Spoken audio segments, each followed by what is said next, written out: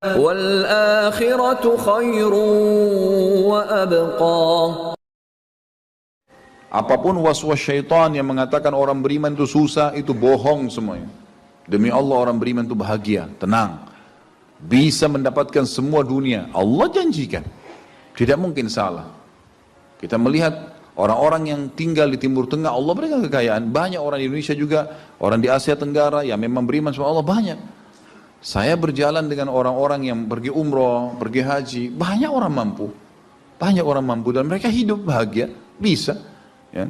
Jadi bukan berarti kalau kita lagi sulit kemudian kita menganggap oh ini berarti saya disiksa sama Allah atau memang hukuman, tidak. Antum harus berubah, kata Allah SWT, innallaha la yughayyiru ma biqaumin hatta yughayyiru ma bi anfusihim. Allah tidak akan mengubah nasib satu kaum sampai mereka mengubah nasibnya. Maksud daripada ayat ini adalah, kata sebagian ulama, kalau seseorang muslim dia memohon, merengek, mengadu sama Tuhannya dan meminta apapun sampai dia minta menjadi seorang raja dunia, akan dikabulkan oleh Allah asal dia mau mengubah dirinya. Lalu Allah akan bukakan kepadanya peluang-peluang untuk mencapai apa yang sedang dia minta itu. Dan Allah sebaliknya akan mencukupkan kebutuhan seorang hamba kalau dia mengatakan cukuplah saya begini. Misal ada orang bekerja, dia dikasih sama Allah gaji, dia dapat gaji 2 juta, dimudahkan, dia diterima kerja seterusnya. Lalu dia mengatakan cukuplah seperti ini. Keluarga saya biayai 1,5 juta, sudah cukup, alhamdulillah, udah, nggak masalah. Allah cukupkan dia dengan itu. Tapi kalau ada orang tamak dengan rahmat Allah, enggak, saya mau begini, saya mau begitu, saya mau berusaha, lalu merengek minta kepada Allah, Allah akan kasih, tapi prosesnya ada. Karena kita di dunia ada proses. Makanya Umar bin Abdul Aziz rahimahullah mengatakan, sungguh saya ini memiliki pribadi yang tumuh. Tumuh itu orang yang selalu antusias mendapatkan yang terbaik. Beliau waktu jadi masyarakat biasa, beliau minta kepada Allah agar menjadi gubernur Madinah. Dan beliau mengatakan, terus saya menggencot doa itu setiap malam sampai Allah kabulkan saya jadi gubernur Madinah. Gitu kan?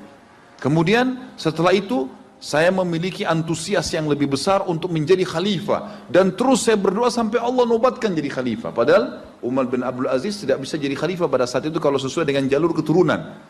Semestinya ada orang lain, dia memang keturunan Bani Umayyah, tapi bukan dia semestinya pada saat itu menggantikan khalifah. Tapi subhanallah sebelum meninggal khalifah sebelumnya, menulis surat bahwasanya yang datang setelah saya adalah Umar bin Abdul Aziz, padahal bukan dia. Makanya setelah Umar bin Abdul Aziz meninggal, kembali kepada keturunan raja yang pertama. Tapi Allah selipkan dia menjadi khalifah di situ. Dan dia mengatakan, saya mendapatkan semua apa yang saya inginkan dengan tumuh saya, dengan antusias saya yang besar, dan saya mohon kepada Tuhan saya sampai Allah kasih. Jadi Allah kasih teman-teman sekalian. Tapi bagaimana kedekatan antum kepada Allah subhanahu wa ta'ala? Bagaimana kita merengeknya dengan Allah? Bagaimana kita memohonnya dengan Allah? Tidak ada yang mustahil. Coba terus minta sampai Allah kasih. Karena setiap seseorang hamba mengucapkan Rabbana atau Allahumma, atau kita mengatakan dalam maksudnya ya Allah, wahai Tuhanku. Begitu kita mulai memohon, itu sudah ada garis startnya ucapan kita. Ada garis finishnya. Tinggal antum sabar sampai garis finish enggak? Banyak orang berdoa baru pertengahan sudah berhenti dengan alasan Allah belum kasih. Allah mau lihat ini orang benar nggak, serius nggak. Sama rasionalnya gini, kalau kita kuliah, begitu kita sudah daftar kuliah, sudah ada kan prediksi kita 4 tahun tamat S1 kan? Oh iya, semester 1, semester 2, semester 3, sampai semester 8 misalnya. Ini yang saya tahu pada saat kami S1 di Madinah begitu ya. 1 tahun 2 semester, 1, 2. Tahun kedua 2, 3 dan 4. Sampai semester 8 selesai S1. Baik, kita begitu daftar, pertama sudah tahu. Saya akan kuliah 4 tahun nih. Kalau saya lulus, selama 4 tahun saya akan lulus menjadi S1. Kita sudah tahu kan. Kalau ada orang baru tingkat 2 sudah berhenti kuliah, dia sendiri berhenti. Itu sama rasionalnya orang kalau berdoa tuh. Kalau merengek sama Allah. Sabar sampai titik klimaksnya, kita akan dapat ijazahnya, kita akan dapat apa yang kita inginkan, gitu kan? Tapi kalau orang terburu-buru, tergesa-gesa, dia tidak dapat. Jadi selalu tamak terhadap rahmat Allah, dan itu bagian daripada ibadah. Allah SWT menyuruh kita tamak dengan rahmatnya, ya. Kita disuruh berdoa dengan khaufan wa tama'a. Khauf, takut dengan azabnya Allah, jangan masuk neraka, dan tamak terhadap rahmat Allah. Minta terus agar Allah Subhanahu wa taala memberikan kepada kita rahmat yang luas, ditambah, diberikan karunia. Antusias teman-teman sekalian. Orang mukmin itu selalu optimis.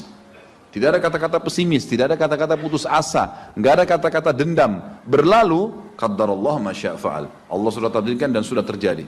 Kata Nabi SAW, kalau terjadi sesuatu pada kalian, katakan Allah sudah takdirkan, sudah terjadi. Buka lembaran baru, jalan sekarang, gitu kan?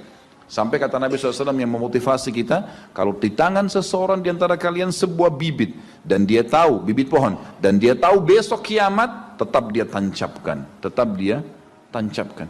Sebagian ulama salaf dulu, mereka menanam pohon-pohon teman-teman sekalian, pohon-pohon yang umurnya lama, seperti kelapa, ya. Tapi di sana mungkin mereka menanam pada saat itu kurma. Kurma lama tumbuhnya, gitu kan. Mereka tanam. Sampai pada saat itu ada beberapa sahabat menanam pohon-pohon kurma yang masih kecil. Mereka di umur pada saat itu sampai alis mereka sudah putih dan turun menutupi matanya, saking tuahnya, 80-90 tahun. Ditanya oleh murid-muridnya, kenapa anda masih menanam seperti ini, di umur seperti ini, gitu kan. Kata dia, Allah akan memberikan saya pahala di setiap gerak-gerik saya, termasuk ini. Bagaimana dia antusiasnya?